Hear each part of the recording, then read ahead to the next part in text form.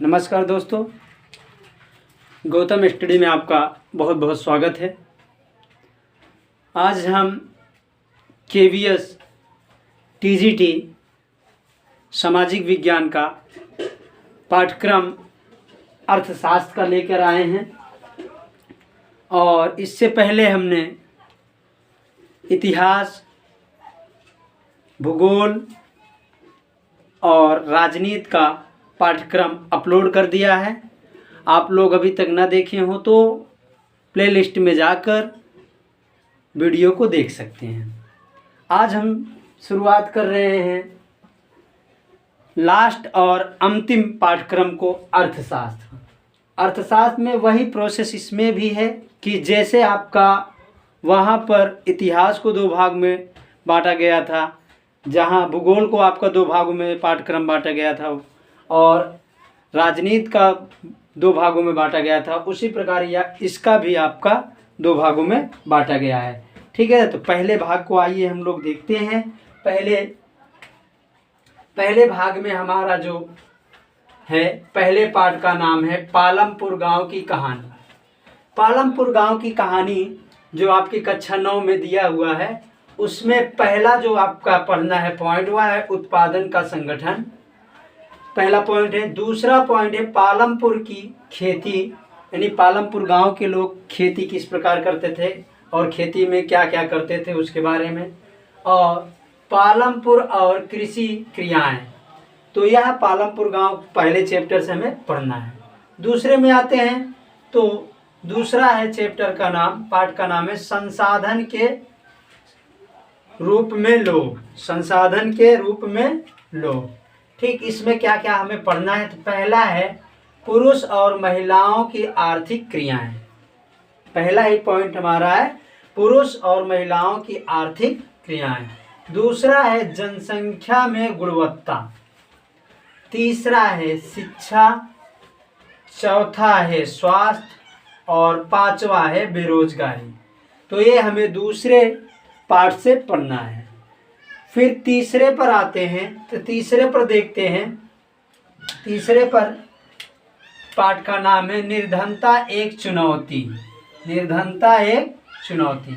यहाँ से जो हमें पॉइंट पढ़ना है, पहला पॉइंट निर्धनता के 2 विशिष्ट मामले, पहला पॉइंट पढ़ना है। दूसरा है सामाजिक वैज्ञानिकों की दृष्टि से निर्धनता। तीसरा है निर्धनता के अनुमान। चौथा है असुरक्षित समूह। 5वां पॉइंट है अंतरराज्यीय असमानताएं। और 6वां पॉइंट है वैश्विक निर्धनता का परिदृश्य। 7वां है निर्धनता के कारण। 8वां है निर्धनता विरोधी उपाय। और 9वां है भावी चुनौतियां, यानी निर्धनता के आने वाली कौन कौन सी चुनौतियां हैं। तो ये हमें पार्ट 3 से पढ़ना है। ठीक है, अब आते हैं पार्ट 4 पर।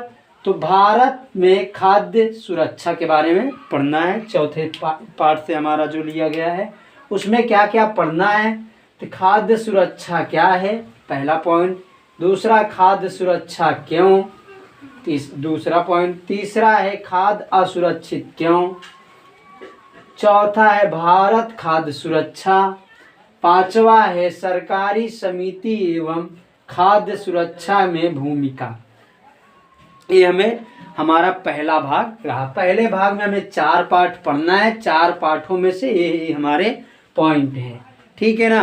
अब आते हैं भाग 2। भाग 2 में हमें क्या क्या पढ़ना है? तो भाग 2 में पहला पाठ है आपका विकास। विकास में क्या पढ़ना है? विभिन्न देशों या राज्यों की तुलना में कैसे किए जाएं।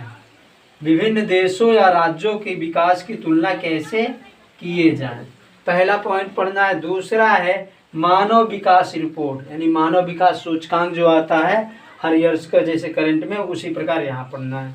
ठीक है ना। आय और अन्य लक्ष्य, तीसरा। चौथा है आय और मानदंड।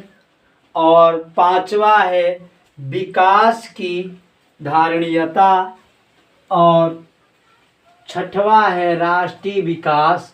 और 7वां है आपका सार्वजनिक सुविधाएं। तो विकास में हमें 7 टॉपिक पढ़ना है।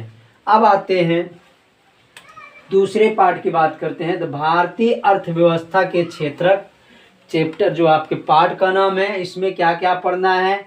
तो आर्थिक कार्यों का क्षेत्र, दूसरा 3 क्षेत्रों की तुलना, और तीसरा प्राथमिक, द्वितीय और तृतीय क्षेत्र, और चौथा संगठित एवं असंगठित रूप का विभाजन, पांचवा आंतरिक रोजगार का सृजन कैसे करें, छठवां स्वामी आधारित क्षेत्रों में सार्वजनिक और निजी क्षेत्र, यानी सार्वजनिक और निजी क्षेत्र कौन कौन से हैं वो पढ़ना है हमें, और सातवां है उत्पादन के तृतीय क्षेत्र। तो ये हमें पार्ट 2 से पढ़ना है। अब आते हैं पार्ट 3 को देखते हैं, मुद्रा और साख। पार्ट 3 का जो पार्ट का नाम है वो है आपका मुद्रा विनिमय के माध्यम, पहला पॉइंट पढ़ना है, पहली हेडिंग। दूसरा है साख के 2 विभिन्न स्थितियां, दूसरा। तीसरा निर्धनों के स्वयं सहायता समूह, ठीक। और चौथा है मुद्रण की आधुनिक रूप, पांचवा है ऋण की शर्तें यानी कर्जे के शर्तें, और छठवां है बैंकों से ऋण संबंधित गतिविधियां, यानी बैंकों से जो आप कर्ज लेते हैं तो उसकी क्या क्या गतिविधियां यानी क्या क्या उसके कार्य हैं और कैसे कैसे उसके नियम हैं, ये चीज़ें, ठीक है ना। अब आते हैं चौथा, वैश्वीकरण और भारत में अर्थव्यवस्था। चौथा पार्ट है आपका वैश्वीकरण और भारत में अर्थव्यवस्था। इसमें क्या क्या पढ़ना है? तो विदेशी व्यापार और बाजारों का एकीकरण, पहला पॉइंट।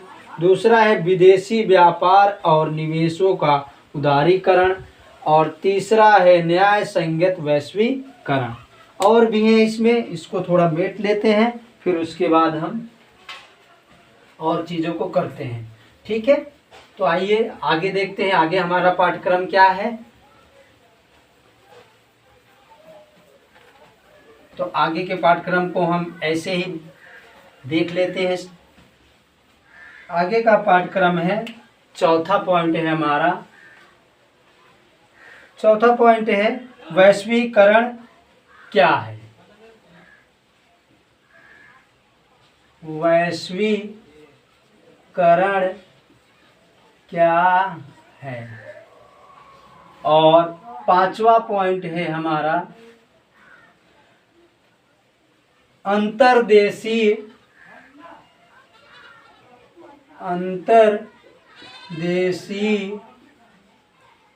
उत्पादन, अंतर्देशीय उत्पादन। छठवां है विश्व भर उत्पादन एक दूसरे को जोड़ना, विश्व भार उत्पादन एक दूसरे को जोड़ना।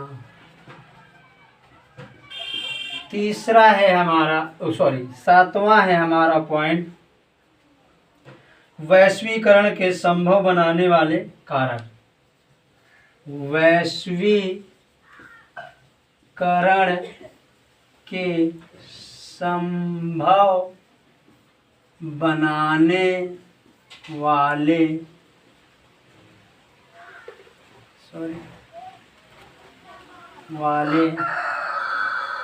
कारण, ठीक है। और आठवां है भारत में वैश्वीकरण का प्रभाव, ठीक है। तो ये हमारा पॉइंट है आपका चौथे पार्ट से। अब आगे आते हैं, इसको नोट कर लीजिए और फिर आगे आते हैं।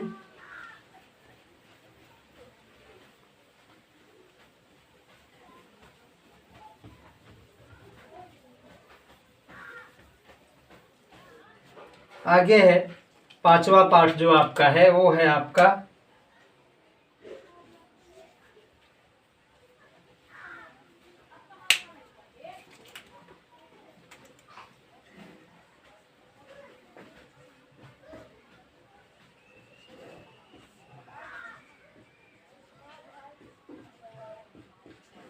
पांचवा जो पाठ है आपका उपभोक्ता अधिकार है। उपभोक्ता अधिकार में देखते हैं क्या क्या है, आइए देखते हैं। पहला है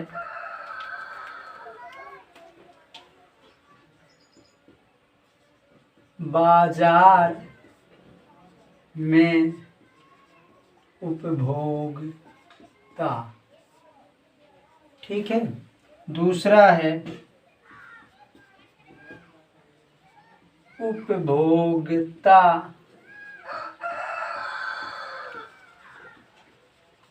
अधिकार, ठीक है ना। दूसरा है उपभोक्ता अधिकार, ठीक है। तीसरा है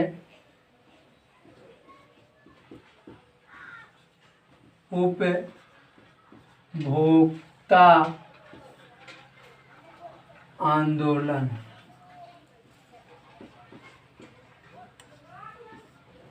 और चौथा है हमारा और अंतिम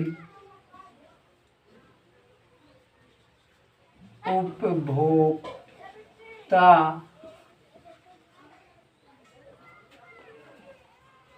आंदोलन के आगे बढ़ने में सहयोग और कारण। तो ये हमारा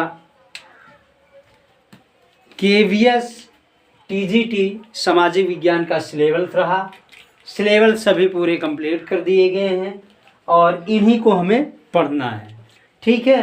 तो आपको यह वीडियो कैसा लगा और यह पाठ्यक्रम के जो वीडियो चारों अपलोड किए गए हैं आप लोग कमेंट करके ज़रूर बताइएगा और अपनी राय ज़रूर दीजिएगा। वीडियो देखने के लिए बहुत बहुत धन्यवाद।